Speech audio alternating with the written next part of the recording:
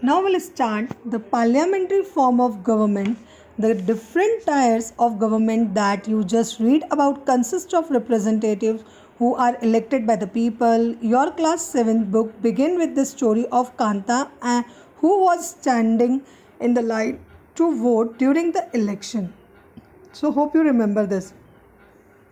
The Constitution of India guarantees universal adult suffrage for all citizens. When they were making the constitution, the members of the Constituent Assembly felt that the freedom struggle had prepared the masses for universal adult suffrages and that this would help encourage a democratic mindset and break the clutches of traditional caste, classes, gender hierarchies. The means that the people of India have direct role in electing their representative.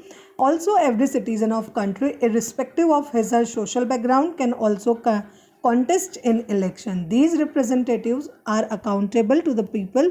You will read more about why representation is crucial to democratic functioning in unit 2 of this book. Means every person having equal rights to give their vote and even choose their elected representative and run the government according to his her choice. There is no difference between any caste, culture, creed or gender. There is no discrimination, and even you remember about that story that you already study in class 7th. Now here we will read the third topic of key features of Indian Constitution, that is separation of powers. According to the Constitution, there are three organ system of the government, that is legislative, executive and judiciary, that we will study deeply. What is the work of legislative? Legislative makes the rules, means legislative makes the rules. And what is the work of executive? Executive enforce the rules, means amend means enforce, means apply the rule and everyone can follow. And what is the role of judiciary? Judiciary means court system in which all the people have to follow all the things properly. It will look after by the judiciary, and the supreme body of judiciary, that is Supreme Court, and High Court and District Court and Lower Court. And we will understand this diagram with the help of mind chart, that is I will give you afterwards. Now here we will study about, I just want to tell you one thing guys, please solve all the questions that is given during the PDF of this chapter. So many questions are here, and if you are not able to solve it, please let me know and read the chapter again. I am telling you, please don't forget this thing. Here we will study about fundamental rights. What is fundamental right and why we need a fundamental rights. Okay, so we'll start with the fundamental rights. The section of fundamental rights are often being referred to as the conscience of the Indian Constitution. Colonial rule had created a certain suspicious of the state in the minds of the nationalists, and they wanted to ensure that a set of written rights would guard against the misuse of state power in independent India. Fundamental rights therefore protect citizens against the arbitrary and absolute exercise of power by the state. The Constitution thus guarantees the rights of individual against the state as well as against the other individuals. Now Dr. B.R. Ambedkar unfolded things and he made some very important points in Indian Constitution, and we'll study this. From third line I am reading from the second paragraph. The Constitution therefore also guarantees the rights of minorities against the minorities. Matlab everyone who are belongs to minority caste or who are belongs to majority caste, everyone having the equal rights. As Dr. Ambedkar has said about these fundamental rights, their object is twofold, and the first objective is to every citizen must be in a position to claim those rights, and secondly, these rights must be binding upon every authority that has got the power to make law. Matlab everyone have to follow this. No one can make a distance from this. Now we'll study this fundamental right deeply. Now here are 1, 2, 3, 4, 5, 6 fundamental rights are given by our Indian Constitution. Okay, now first is right to equality, means every individual, he belongs to any caste, any religion, any sex, have equal rights to follow each thing he belongs. There is no discrimination according to the caste, custom, and creed.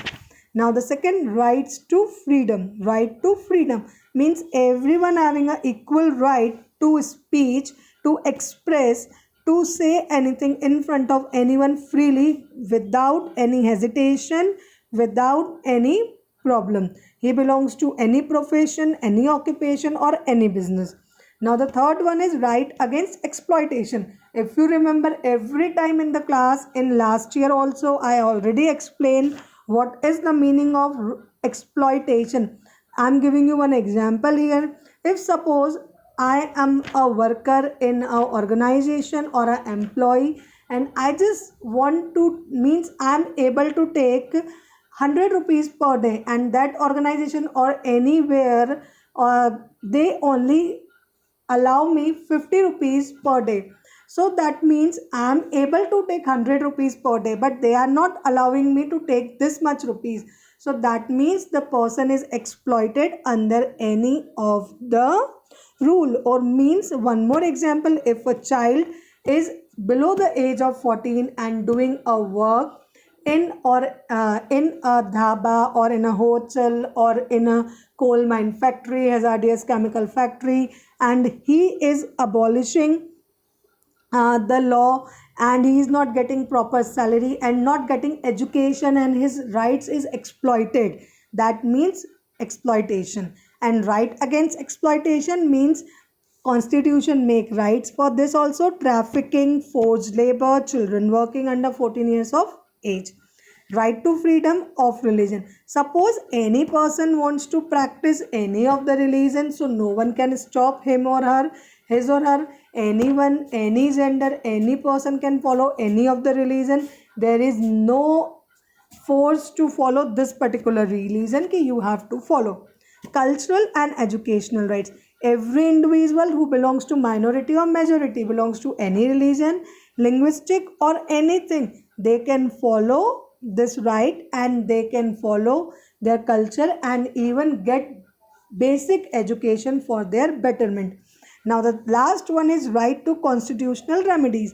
This allows citizens to move the court if they believe that any of their fundamental rights have been violated by the state.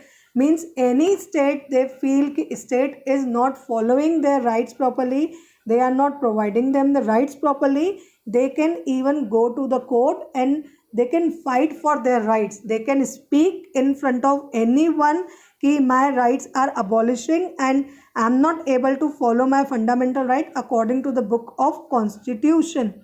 Now here are few questions given related to which fundamental rights will be following situation violated. So please read it carefully, and I want the answer of all these questions as a worksheet.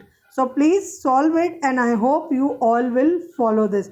Now moving on to the next page, that is secularism. The next key feature is of secularism. Means secular means all the state, all the religion can follow, all the state can follow any of the religion, and there is no discrimination on the basis of their religion. Every individual is having equal rights to follow their religion according to their choice, according to their work, anything.